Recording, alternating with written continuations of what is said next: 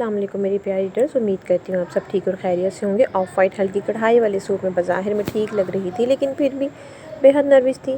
یہ بھی نہیں کہ میں کم عمر تھی، میں ایک ڈاکٹر تھی اور چند ہفتے پہلے میری منگنی ڈاکٹر جبران سے ہوئی تھی۔ آج انہوں نے مجھے ایک ریسٹورینٹ میں بلایا تھا۔ وہ کہہ رہے تھے کہ اپنے چند دوستوں اور ان کی فیملی سے ملوانا ہے۔ میں پتہ نہیں کیوں بے حد نروس تھی، بار بار ڈریسنگ ٹیبل کے سامنے خود کو دیکھ رہی تھی۔ میرا شمار بہت زیادہ خوبصورت لڑکیوں میں نہیں ہوتا۔ حال میں ریسٹورینٹ چلی گئی، وہ سامنے ہی ٹیبل پر بیٹھے تھے، شاید میرا ہی انتظار کر رہے تھے۔ مجھے دیکھ کر مسکراتے ہوئے میرے پاس آئے تھے۔ وہ کہنے لگے، ہانیہ کم آن یار، اتنا لیٹ؟ میں نے کہا، پہلے یہ بتائیں کہ میں ٹھیک تو لگ رہی ہوں نا؟ پتہ نہیں مجھے کیوں کسی چیز کی کمی لگ رہی تھی، یا پتہ نہیں کیا کنفیوژن تھی جسے میں نہ سمجھ پا رہی تھی، نہ بتا پا رہی تھی۔ انہوں نے مجھ پر ایک بھرپور نظر ڈالی تھی اور کہنے لگے، پرفیکٹ لگ رہی ہو، آؤ تمہیں اپنے دوستوں سے ملواتا ہوں۔ میرا ہاتھ پکڑ کر وہ مجھے سامنے ٹیبل کے پاس لے گئے، جہاں ان کے دو دوست اور ان کی بیویاں بھی موجود تھیں۔ وہ سب مجھ سے بہت اچھے طریقے سے ملی۔ میں جبران کے برابر رکھی کرسی پر ہی بیٹھی تھی۔ جب عامر بھائی کہنے لگے، جبران یار کھانا آرڈر کریں، تو وہ کہنے لگے، ابھی رکو، مہمان خاص کو تو آنے دو، بس 2 منٹ میں پہنچ رہا ہے، پھر آرڈر کرتے ہیں۔ جبران کی بات سن کر وہ لوگ ہنسنے لگے اور کہنے لگے کہ کہیں کوئی پرانی گرل فرینڈ تو نہیں بلوا لی۔ عامر نے ہنستے ہوئے کہا تو جبران نے اسے آنکھیں دکھائی تھیں۔ وہ کہنے لگے، شرم کرو، کیوں ایک شریف ڈاکٹر کو اس کی منگیتر کے سامنے بدنام کر رہے ہو؟ میں ذرا سا مسکرائی تھی۔ ہم لوگ باتوں ہی مصروف تھے، جب اچانک سے آنے والے شخص کو دیکھ کر میں اگلا سانس لینا ہی بھول گئی تھی۔ وہ جبران کے گلے مل رہا تھا کہ جب اچانک اس کی نظر مجھ پر پڑی تھی، ہوش تو اس کے بھی اڑ گئے تھے۔ ہماری نظروں کا تصادم کیا ہوا ایک حشر سا برپا ہو گیا تھا۔ مجھے لگا میری سانس یہیں رک جائے گی۔ جبران کہنے لگا، داؤد، یہ ہانیہ ہے میری منگیتر، اور ہانیہ یہ میرا بہترین دوست داؤد ہے۔ زیر لب اس نے حیرت سے منگیتر کہا تھا، لیکن پھر فوراً سے سنبھل گیا۔ پھر وہ باقی سب لوگوں سے ہاتھ ملانے لگا۔ جبران اس کا تعارف سب سے کروا رہا تھا۔ وہ جبران کی دوسری جانب بیٹھ گیا، لیکن نظریں گاہے بگاہے مجھ پر ہی تھیں۔ میں کسی ضبط سے گزر رہی تھی، اس کی تیز آر پار کرتی نظریں میری جان تو لے ہی رہی تھیں۔ جبران نے کھانا آرڈر کیا۔ میں سوچ بھی نہیں سکتی تھی کہ وہ کبھی مجھے اس طرح اس شہر میں کبھی یوں بھی مل سکتا ہے۔ پتہ نہیں اب کیا ہوگا۔ میں بے حد نروس تھی۔ عامر کہنے لگا، داؤد آپ اکیلے آئے ہیں، آپ کی وائف نہیں آئی؟ جبران کہنے لگا، داؤد کی ابھی شادی نہیں ہوئی، میری طرح سنگل ہے۔ عامر کہنے لگا، کم آن یار، اتنے ہینڈسم اور ڈیشنگ پرسنالٹی کے مالک ہو کر بھی ابھی تک سنگل ہو؟ وہ ذرا سا مسکرایا تھا اور کہنے لگا، سنگل نہیں ہوں، بس محبت میں بڑی گہری چوٹ کھائی تھی، اس کے بعد رشتوں سے اعتبار اٹھ گیا۔ پتہ نہیں وہ بار بار مجھے کیوں دیکھ رہا تھا۔ جنوری کی سردی شام میں بھی میرے ماتھے پہ پسینے کے قطرے نمودار ہونے لگے تھے۔ عامر کہنے لگا، اوہ، تو محبت میں بے وفائی ہوئی ہے؟ وہ کہنے لگا، نہیں، میرا یہ ماننا ہے کہ محبت ہو تو کبھی بھی بے وفائی نہیں ہوتی۔ ہاں، دل اگر کسی کی دل لگی کا سامان بن جائے تو اور بات ہے۔ کیوں مس ہانیہ، آپ کا کیا خیال ہے؟ محبت ہو تو کیا بے وفائی ہوتی ہے؟ پتہ نہیں اپنی بات میں مجھے کیوں گھسیٹ رہا تھا۔ میں نے بڑی مشکل سے گلا کھنکھارا تھا، کیونکہ گلے میں بہت گرہیں پڑ چکی تھی۔ میں نے کہا، پتہ نہیں۔ یہ کہہ کر میں نے سامنے رکھے گلاس کو اٹھایا اور پانی پینے لگی۔ جبران کہنے لگا، ارے یار، تم بھی ایک ڈاکٹر سے یہ سوال کر کے اپنا وقت ضائع کر رہے ہو۔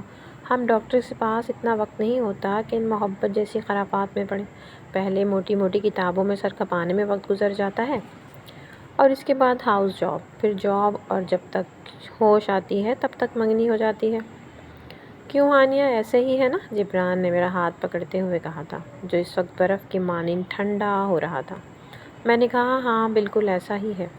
یہ کہہ کر جب میری نظر داؤد پر پڑی تو میرے اس ہاتھ کو دیکھ رہا تھا جو جبران کے ہاتھ میں تھا۔ میں پتہ نہیں کیوں اپنا ہاتھ جبران کے ہاتھ سے کھینچ کر الگ کر چکی تھی۔ عامر کہنے لگا، جبران، تمہارا شادی کا کب تک کا ارادہ ہے؟ تو وہ کہنے لگا، بس چند ماہ میں ہی کر لوں گا، اور تم سب نے آنا ہے، خاص طور پر داؤد، تم نے۔ اس کی بات سن کر داؤد کہنے لگا، میرا مشکل ہے، میں شاید نہ آ سکوں۔ جبران کہنے لگا، کوئی بہانہ نہیں سنوں گا، تمہارا تم آؤ گے، سمجھے؟ داؤد نے ایک نظر مجھ پر ڈالی۔ کھانا آ چکا تھا۔ کھانے کے دوران بھی مجھے اپنا آپ اسی کی نظروں کے حصار میں محسوس ہوتا رہا۔ سب سے پہلے میں نے ہی سب سے واپسی کی اجازت مانگی تھی۔ میں نے کہا، مجھے دیر تک گھر سے باہر رہنے کی اجازت نہیں ہے، ایم سوری، میں آپ لوگوں کو مزید جوائن نہیں کر سکتی۔ سب کہنے لگے، اٹس اوکے، آپ جائیں۔ ڈرائیور باہر ہی گاڑی میں موجود تھا۔ میں جیسے ہی کھڑی ہوئی جبران کہنے لگا چلو آؤ میں تمہیں باہر تک چھوڑ دوں۔ میرا ہاتھ پکڑے وہ مجھے ریسٹورنٹ سے باہر لے کے آیا اور کہنے لگا ہانیہ تھینک یو سو مچ کہ تم آ گئی، ورنہ مجھے بالکل امید نہیں تھی کہ انکل تمہیں آنے کی اجازت دیں گے۔ میں نے کہا ایسی بھی کوئی بات نہیں ہے، بس ابو کو یہ سب پسند نہیں ہے، لیکن آپ نے خود اجازت مانگی تو وہ انکار نہیں کر سکے۔ وہ کہنے لگا اگین تھینکس۔ میں اپنی گاڑی میں بیٹھ گئی، لیکن میرا دماغ داؤد میں لگا ہوا تھا۔ وہ کیسے واپس آ سکتا تھا اور کیوں واپس آیا تھا پھر سے میری زندگی کو جہنم بنانے کے لیے؟ وہ جبران کو کیسے جانتا تھا؟ میری آنکھوں سے آنسو بہہ رہے تھے، میری آنکھوں کے سامنے میرا تلخ ماضی آ کر ٹھہر گیا تھا۔ داؤد بتاؤ نا، میں ٹھیک لگ رہی ہوں نا؟ میں ویڈیو کال پر اسے اپنا ڈریس دکھاتے ہوئے پوچھ رہی تھی۔ ہاں بہت پیاری لگ رہی ہو، کسی سلطنت کی شہزادیوں جیسی۔ اس کی بات پر میں نے اسے گھور کر دیکھا۔ میں نے کہا سلطنت کی شہزادیاں میری طرح گندمی رنگت والی نہیں ہوتی، وہ گوری چٹی ہوتی۔ میں اپنی رنگت کی وجہ سے کچھ کمپلیکس کا شکار رہتی تھی۔ وہ کہنے لگا شٹ اپ ہانی، خبردار جو تم نے خود کو کسی سے کم سمجھا تو میری نظروں سے خود کو دیکھا کرو تو تمہیں خود پر ہی غرور ہونے لگے گا۔ میں نے کہا زیادہ فری مت ہوا کرو مجھ سے، اوکے بائے۔ میں اب اپنی دوست کی شادی پر جا رہی ہوں، تم سے آ کر بات کروں گی۔ یہ کہہ کر میں نے فون بند کر دیا تھا۔ فوراً سے مجھے میسج آیا تھا ہانیہ رات کو چینج مت کرنا جب تک میں نہ کہوں۔ اس کے میسج پر میں جھینپ کر رہ گئی تھی۔ گاڑی ایک زوردار بریک پر گھر کے باہر رکی تھی۔ ڈرائیور نے ہارن بجایا تو میں ماضی کے ان حسین لمحات سے باہر آئی تھی۔ اب پھر سے وہی پریشانی مجھ پر سوار ہوئی تھی۔ اپنے کمرے میں آ کے میں اپنا ضبط کھو بیٹھی تھی۔ کیوں واپس آیا تھا وہ؟ چلا کیوں نہیں جاتا میری زندگی سے؟ میں اپنے ماضی سے نکلنا چاہتی ہوں، بھول جانا چاہتی ہوں اسے۔ میں رو رہی تھی، بلک بلک کر رو رہی تھی۔ پھر پتہ نہیں کب میری آنکھ لگی تھی صبح، پھر میں اپنے ہاسپٹل چلی گئی۔ میں اپنے روم میں تھی جب مریض میرے پاس آ رہے تھے۔ میں ٹھیک سے سو نہیں پائی تھی۔ پچھلے سر میں درد تھا، لیکن مریضوں کو دیکھنا بھی ضروری تھا۔ تقریباً 3 گھنٹے کی ڈیوٹی دے کر میری ریسیپشن کو میں نے کہا کہ اب بس 1-2 مریضوں کے علاوہ کسی اور کو میرے OPD کی سلپ مت دیجیے گا۔ Okay madam. کچھ دیر بعد جو مریض آیا اسے دیکھ کر میرے ہوش اڑ گیا۔ وہ داؤد تھا۔ اسے دیکھ کر میں فوراً سے کھڑی ہو گئی۔ اس نے میرے کمرے کا دروازہ بند کیا اور چلتا ہوا میرے پاس آ گیا۔ میں سوچ بھی نہیں سکتی تھی کہ وہ یوں بھی میرے کلینک میں آ سکتا ہے۔ میں نے کہا داؤد تو تم؟ وہ کہنے لگا ہاں میں۔ وہ کہنے لگا کھڑی کیوں ہو گئی ہو ڈاکٹر صاحبہ؟ بیٹھیے نا، آپ کا ہی روم ہے۔ یہ کہہ کر وہ میرے سامنے رکھی چھوٹی سی اسٹول پر بیٹھ گیا جس پہ مریض بیٹھتے تھے۔ میں ویسے ہی کھڑی تھی۔ میں نے کہا پلیز تم جاؤ یہاں سے۔ تو وہ کہنے لگا کیوں؟ اپنی ریسیپشن سے انٹرکام پہ پوچھ لو، پوری فیس دی ہے میں نے، اور 1 گھنٹہ اپنی باری کا انتظار بھی کیا ہے۔ آپ کے سب مریضوں کو یوں ہی بھیج دیتی ہیں؟ ان سے ایسا ہی رویہ رکھتی ہیں؟ میں نے کہا داؤد پلیز۔ اس نے میری کلائی پکڑی اور مجھے میری کرسی پر زبردستی بٹھایا۔ وہ کہنے لگا کہ میں یہاں پر تھوڑا تمہارا مریض بن کر آیا ہوں، اپنی فیس کے پیسے پورے ادا کیے ہیں میں نے، چیک کرو مجھے۔ میں نے گہری سانس لی۔ میں اندر سے کانپ کے رہ گئی تھی اس کی مترنم آنکھیں دیکھ کر جس میں خون اترا ہوا تھا۔ اس کے جنون سے میں اچھی طرح واقف تھی۔ میں نے کہا کیا ہوا ہے آپ کو؟ تو وہ کہنے لگا رات بھر نیند نہیں آئی، مجھے لگ رہا ہے میری رگوں میں خون کی بجائے کچھ اور ہی گردش کر رہا ہے، شاید BP ہائی ہو گیا ہے۔ میں نے کانپتے ہاتھوں سے اس کا BP چیک کیا تھا۔ میں نے کہا آپ کا BP بالکل نارمل ہے۔ تو وہ کہنے لگا لیکن میں ٹھیک نہیں ہوں، مجھے رات بھر نیند نہیں آئی۔ بار بار اس کا خیال آتا رہا، حالانکہ میں نے نیند کی گولیاں بھی کھائی تھیں، پھر بھی دوا نے مجھ پہ کوئی اثر نہیں کیا۔ مریض عشق ہوں نا، کیا کروں؟ کل اسے دیکھ کر ایک دم دل بے قابو ہو گیا تھا۔ یہ کہہ کر اس نے اپنا ہاتھ ٹیبل پر رکھا جس پہ پٹی بندھی ہوئی تھی۔ میں نے بے ساختہ اس کی طرف دیکھا تھا۔ ایک بار ہی اچانک میرا دل بڑی زور سے دھڑکا تھا۔ میں نے کہا داؤد ہاتھ پہ کیا ہوا ہے؟ میرا سوال کرنا تھا کہ وہ بھڑک کے غصے سے مجھے کہنے لگا کیا تمہیں نہیں پتا کیا ہوا ہے؟ کل تمہارا ہاتھ اس کے ہاتھ میں دبا ہوا دیکھ کر میں پاگل سا ہو گیا تھا، اس لیے گھر جا کر اپنا ہاتھ دیوار پہ مارا۔ غصہ بھی تو نکالنا تھا نا، کیا کروں؟ میں نے اپنی آنکھیں بند کر لی۔ میں نے کہا پلیز تم یہاں سے جاؤ، بھول جاؤ مجھے۔ تو وہ کہنے لگا بھول جاؤں تمہیں؟ کیسے بھول جاؤں تمہیں اور کیوں بھول جاؤں تمہیں؟ کیا سمجھا تھا تم نے کہ شہر بدل لو گی، مجھ سے رابطہ نہیں رکھو گی تو کبھی زندگی میں سامنا نہیں ہوگا؟ ہانیہ تم بھی بہت کچھ بھول رہی ہو، شاید بھول سکتی ہو لیکن میں نہیں بھول سکتا۔ تمہارے ساتھ گزرا ہوا ایک ایک لمحہ مجھے یاد ہے، اور وہ آخری رات بھی، اور اس آخری رات کا ایک ایک لمحہ بھی۔ یہ سن کر میرے پورے وجود میں سنسنی سی دوڑ گئی تھی۔ میں نے کہا بھول جاؤ سب کچھ، زندگی بہت آگے گزر چکی ہے، مجھے کچھ یاد نہیں۔ تو وہ کہنے لگا ایسے کیسے کچھ یاد نہیں؟ بہت کچھ ہوا تھا ہمارے بیچ، جبران کو بتایا نہیں تم نے؟ یہ سن کر میری جان نکلی تھی۔ میں نے اس کی طرف دیکھا تو وہ کہنے لگا بتانا چاہیے تھا نا یار، اسے بھی تو پتہ چلے کہ ڈاکٹر ہانیہ کا ماضی کیسا تھا، کس کے ساتھ گزرا تھا۔ میں نے کہا خدا کے لیے میرا پیچھا چھوڑ دو، میں سب کچھ بھول جانا چاہتی ہوں۔ تو وہ کہنے لگا ایسے کیسے بھول جانا چاہتی ہو؟ تم کیسے کسی کو بھی اپنی زندگی میں شامل کر سکتی ہو میرے علاوہ؟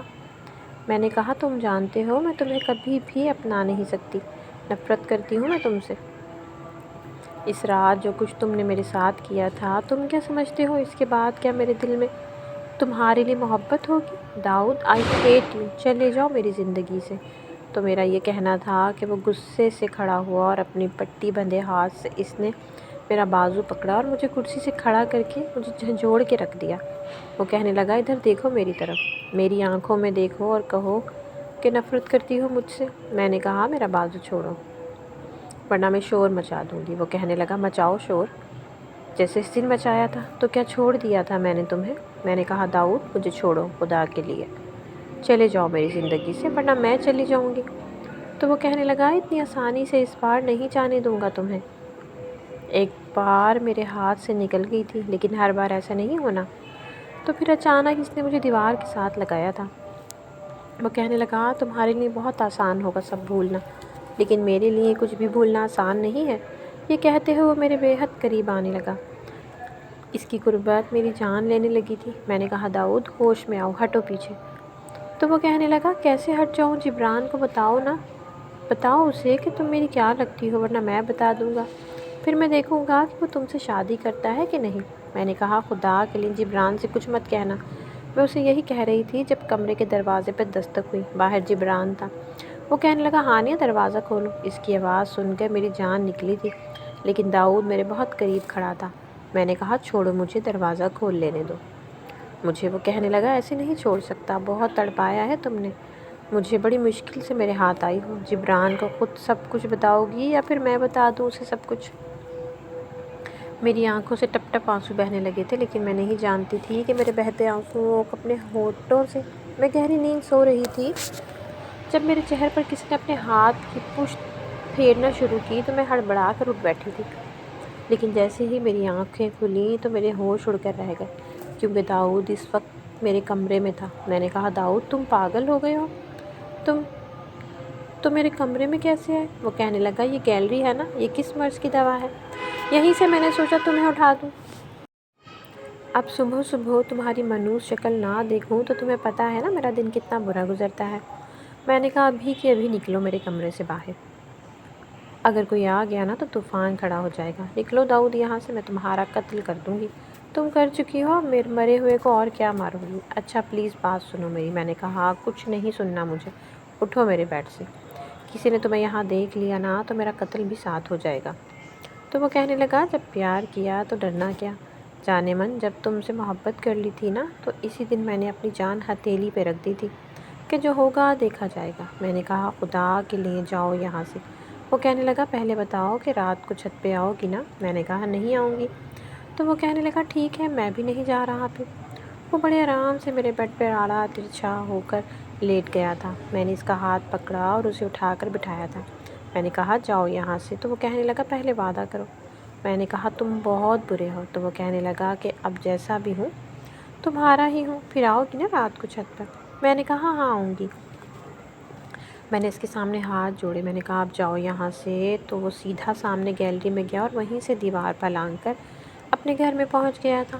عجیب نڈر قسم کا شخص تھا، کسی سے بھی نہیں ڈرتا تھا۔ داؤد اور میں پڑوس میں رہتے تھے، ہم دونوں کے گھروں کی دیواریں آپس میں ملی ہوئی تھیں لیکن ہمارے گھر والوں کے دل ایک دوسرے سے بالکل جدا تھے، بلکہ نفرتوں سے بھرے ہوئے تھے۔ کئی سالوں سے اس علاقے میں بنے ہوئے بنگلوں میں ہم دونوں کی فیملی رہ رہے تھے لیکن ہمارا ایک دوسرے کے گھر آنا جانا بالکل نہیں تھا، بلکہ ایک دوسرے کی شکل بھی کوئی نہیں دیکھتا تھا۔ سوائے ہم دونوں کے۔ جتنی نفرت ہمارے گھر والوں کے بیچ میں تھی، پتہ نہیں کب اور کیسے اس سے کئی گنا زیادہ محبت ہم دونوں کے بیچ میں پروان چڑھ چکی تھی۔ یہ ان دنوں کی بات ہے جب ہم لوگ نئے نئے اسکول کو خیر آباد کہہ کر کالج میں داخل ہوئے تھے۔ داؤد مجھ سے بس 1 سال ہی بڑا تھا، لیکن پڑھتا میری کلاس میں تھا۔ وہ تھوڑا نالائق تھا، نہ اس لیے اسکول تک ہم ساتھ تھے، اور یہی شاید سب سے بڑی وجہ تھی ہمارے قریب آنے کی۔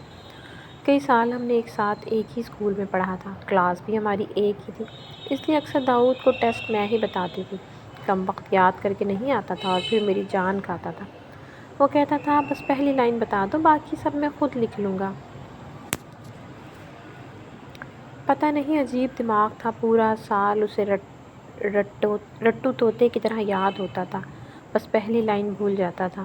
جب میں اسے پہلی لائن بتاتی تو کہتا تھا کہ بس بس ہو گیا۔ اکثر اسے بتانے کے چکر میں اکثر مجھے ٹیچر سے ڈانٹ پڑتی تھی، اور ایک بار تو ٹیچر نے مجھے دیکھ بھی لیا۔ وہ کہنے لگی کھڑی ہو جاؤ ہانیہ۔ میں کھڑی ہو گئی تو وہ کہنے لگی تم داؤد کو چیٹنگ کروا رہی ہو؟ میں نے کہا نو میم۔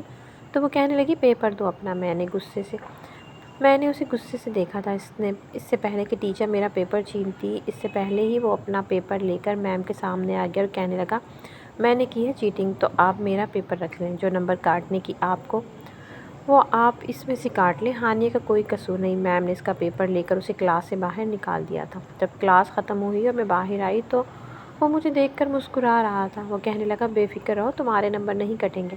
میں نے کہا تم پڑھ کر کیوں نہیں آتے، اپنا یاد کیوں نہیں کرتے، خود تو مرو گے مجھے بھی مرواؤ گے۔ وہ کہنے لگا اچھا ہے نا، تم اور میں ایک ساتھ مریں گے۔ اس وقت ہم 8ویں کلاس میں تھے، لیکن میں اس کی باتوں کو تب سمجھ نہیں پاتی تھی۔ میرے نزدیک وہ ایک بہت اچھا اور بہترین دوست تھا، لیکن اس کی باتیں شروع سے ہی ذو معنی ہوتی تھیں۔ شروع سے ہی ہمیں یہ پتہ تھا کہ ہمارے گھر والے ایک دوسرے کے دشمن ہیں، اور یہ دشمنی کی اصل وجہ داؤد کی پھپھو اور میرے چچا کی وجہ سے تھی۔ ماضی میں کبھی ان میں محبت ہوئی تھی، لیکن پھر میرے چچا اس کی پھپھو سے بہت سارے وعدے کر کے بیرون ملک چلے گئے تھے کہ آ کر شادی کریں گے، تب ہمارے گھر میں بہت اتفاق ہوتا تھا۔ یہ میں نے سنا ہے، لیکن جب وہ میرے چچا بیرون ملک گئے تو انہوں نے گرین کارڈ کی خاطر وہیں شادی کر لی۔ یہ خبر داؤد کے گھر پر قیامت بن کر ٹوٹی تھی۔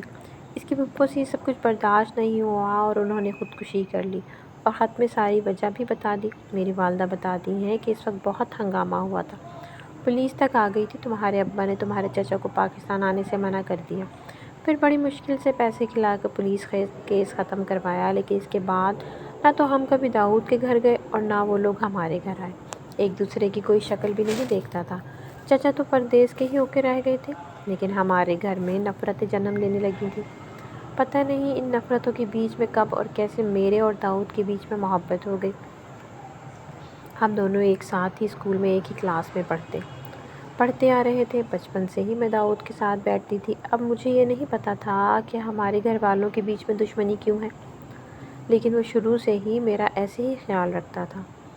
میرے پاس پینسل نہیں ہوتی تو وہ اپنی پینسل مجھے دے دیتا، میں لنچ نہیں لاتی تو اپنا لنچ باکس مجھے کھلاتا، وہ بھی اپنے ہاتھ سے ہی۔ میں اسے دوستی سمجھتی رہی، لیکن وقت کے ساتھ ساتھ ہمیں یہ سمجھ آ گئی کہ ہمارے گھر والے ایک دوسرے کی شکل نہیں دیکھنا چاہتے۔ جب دشمنی کی سمجھ آئی تب تک بہت دیر ہو گئی تھی۔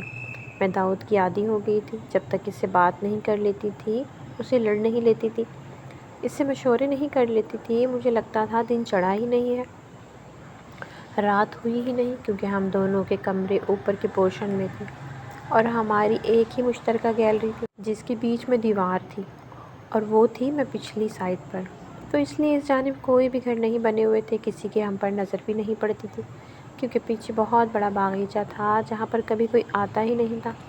زیادہ تر بیرونی جانب مین دروازے پر ہی چوکیدار ہوتا تھا، اور باہر کے لان میں اس کا دھیان بھی رہتا تھا۔ اس طرف کھلنے والی کھڑکیاں اور بنی ہوئی گیلری پر چوکیدار کی نظر رہتی تھی، لیکن پچھلی جانب میں کچھ پتہ نہیں ہوتا تھا۔ ہم لوگ زیادہ تر ایک دوسرے کے کمرے میں وہیں سے آتے جاتے تھے، لیکن چھپ چھپا کر، یا پھر رات کو لیٹ نائٹ چھت پر آتے تھے، پھر ساری باتیں کرتے تھے۔ شروع میں تو لوڈو بھی کھیل لیتے تھے، کیرم بھی کھیلتے تھے، سب کی آنکھوں سے بچ بچا کر ہم ملتے تھے، باتیں کرتے تھے، ساتھ پڑھتے بھی تھے، لیکن میرے نزدیک یہ سب چیزیں دوستی تھیں۔ میں نہیں جانتی تھی کہ داؤد مجھ سے محبت کرتا ہے۔ پہلی بار مجھے اس کا احساس تب ہوا جب میٹرک میں بورڈز کے پیپر ہونے والے تھے۔ بورڈ کے پیپر سے پہلے آخری بار ہمارے اسکول میں پیپرز تھے جب وہاں کے ایک لڑکے نے مجھے پرپوز کیا تھا، وہ بھی میری کلاس میں تھا۔ اس نے میری دوستوں کے سامنے مجھے گلاب کا پھول دیا اور کہنے لگا آئی لو یو ہانیہ۔ اس کا یہ کہنا مجھے بہت برا لگا تھا۔ میری دوستیں مجھ پر ہنسنے لگیں، وہ کہنے لگی لے لو، پھول اتنی محبت سے لایا ہے۔ میں نے کہا تم لے لو۔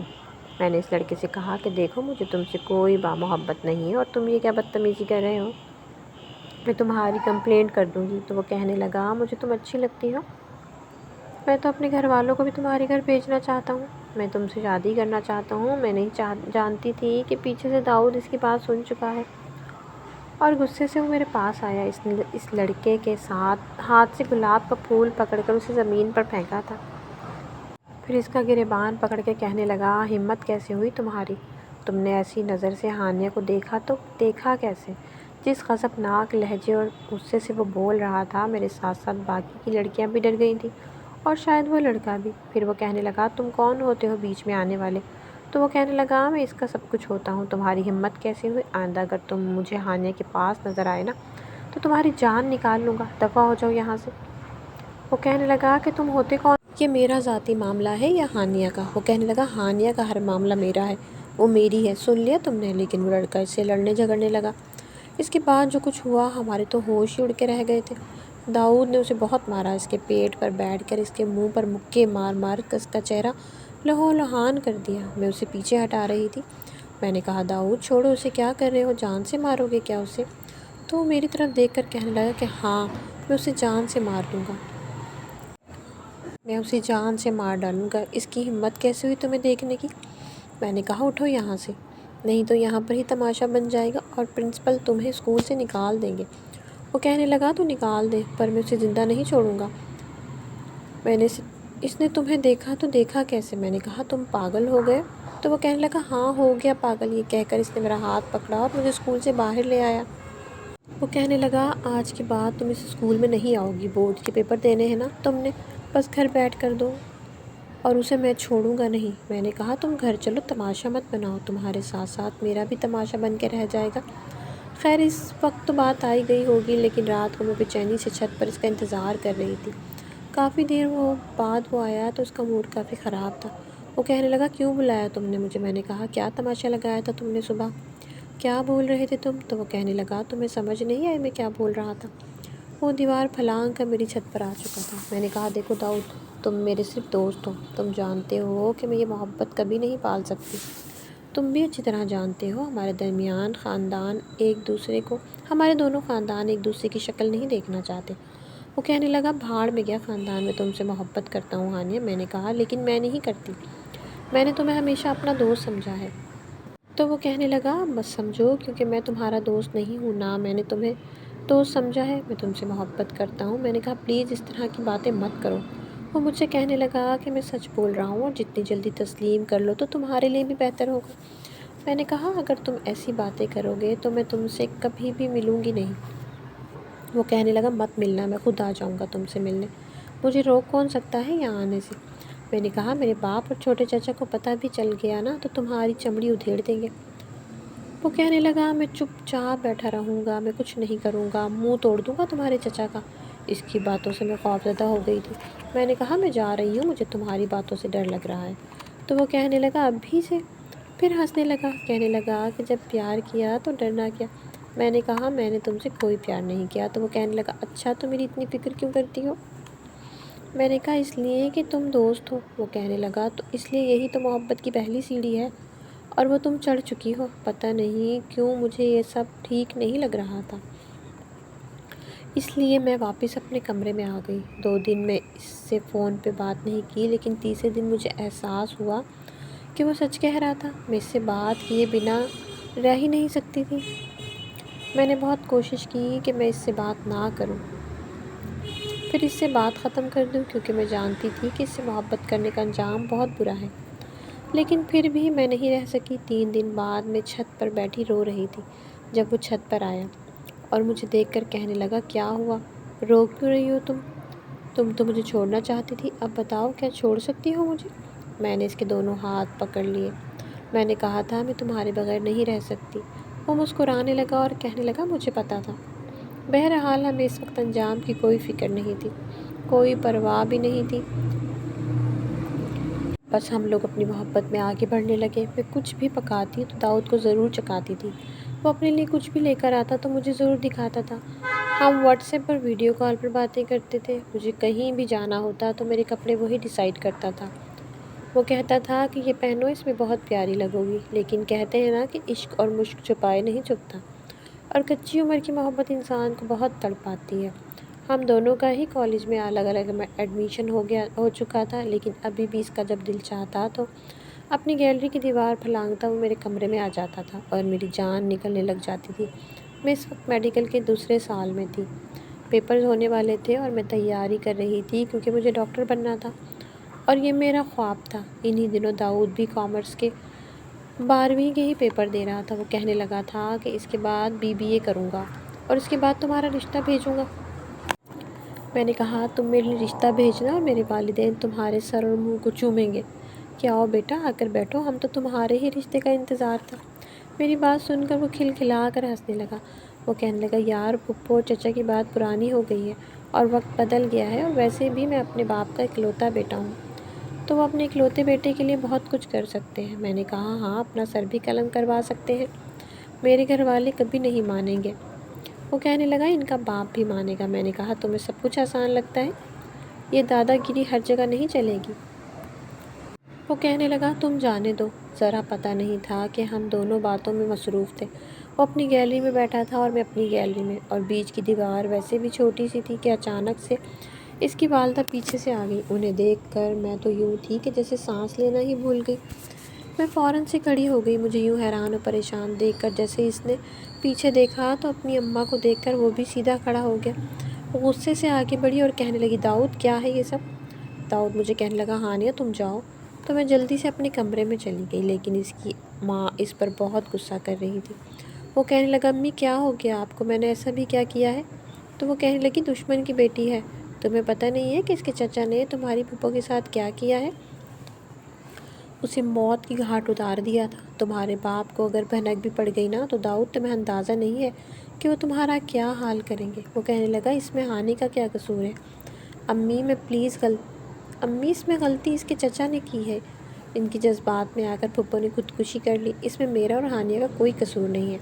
آپ مجھے نہیں روک سکتی کیونکہ اب میں اپنی محبت میں بہت آگے بڑھ چکا ہوں اور اب میں پیچھے نہیں جا سکتا۔ پھر ایک تھپڑ کی آواز مجھے آئی تھی کہ اس کی ماں کہنے لگی اپنی زبان کو لگام دو، تمہارا باپ تمہارا گلا دبا دے گا لیکن اس لڑکی کو کبھی بھی اپنی بہو نہیں بنائے گا۔ وہ کہنے لگا پھر آپ بھی کان کھول کے سن لیں، اس گھر میں اگر کوئی لڑکی میری بیوی کی حیثیت سے آئے گی تو ہانیہ ہی آئے گی۔ مجھے لگا تھا کہ بات صرف داؤد کے گھر تک ہی رہے گی، کیونکہ اس نے مجھے کہا تھا، میسج کیا تھا کہ تم فکر مت کرو، میں امی کو سمجھا لوں گا، کچھ نہیں ہوگا۔ میں نے کہا کہ مجھے ڈر لگ رہا ہے، اگر یہ بات میرے گھر والوں تک پہنچ گئی تو قیامت آ جائے گی۔ وہ کہنے لگا کہا نا تم سے کچھ نہیں ہوگا، میں ہوں نا، میرے ہوتے ہوئے تمہیں فکر کرنے کی ضرورت نہیں ہے، اور یہ بات ایک دن کھلنی ہی تھی، اچھا ہوا کہ ابھی کھل گئی۔ ڈر ڈر کے چھپ چھپ کے ہم کب تک ملتے رہتے؟ میں نے کہا تمہیں نہیں پتہ کہ اب پتہ نہیں کیا ہوگا۔ میں رونے لگی تو وہ کہنے لگا اگر تم رو گی نا تو مجھے تمہارے کمرے میں آنا پڑے گا۔ میں نے کہا نہیں نہیں، تم نہیں آؤ گے پلیز۔ میں ابھی بات ہی کر رہی تھی جب میرے کمرے کا دروازہ زور زور سے دھڑ دھڑایا گیا۔ میں نے دروازہ کھولا تو سامنے میں والد اور میری والدہ بڑے غصے میں تھے۔ میرا ہاتھ پکڑا اور مجھے گھسیٹتے ہوئے نیچے لے گئے۔ جیسے ہی میں نیچے لاؤنج میں گئی تو میرے ہوش اڑ کے رہ گئے کیونکہ وہاں داؤد کی والدہ بیٹھی تھی۔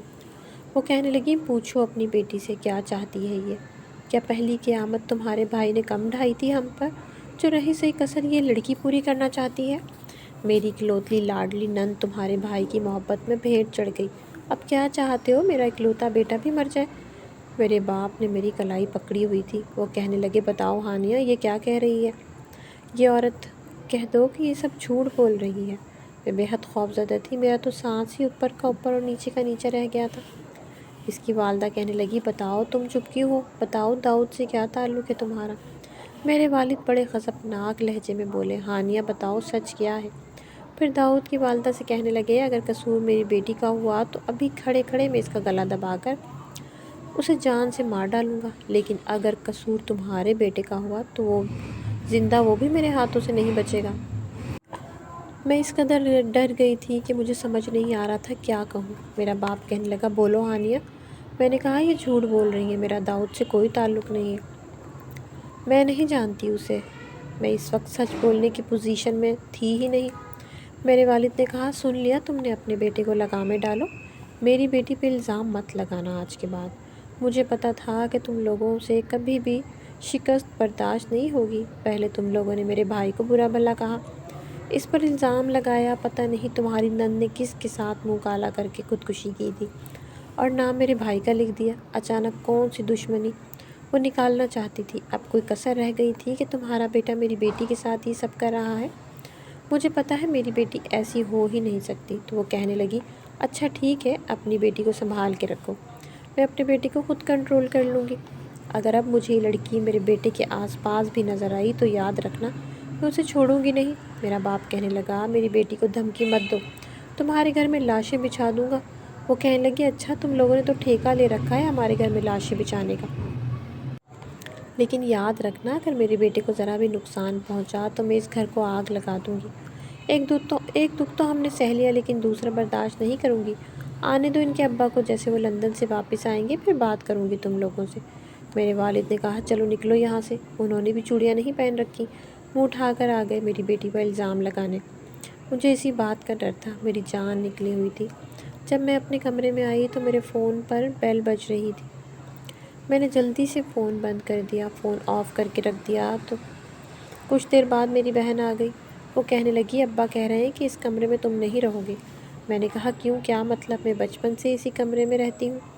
تو وہ کہنے لگی رہتی ہو نا، لیکن اب نہیں رہو گی، اسی کمرے کے برابر میں داؤد کا کمرہ ہے، اس لیے ابا کہہ رہے ہیں کہ تم دوسرے کمرے میں شفٹ ہو جاؤ۔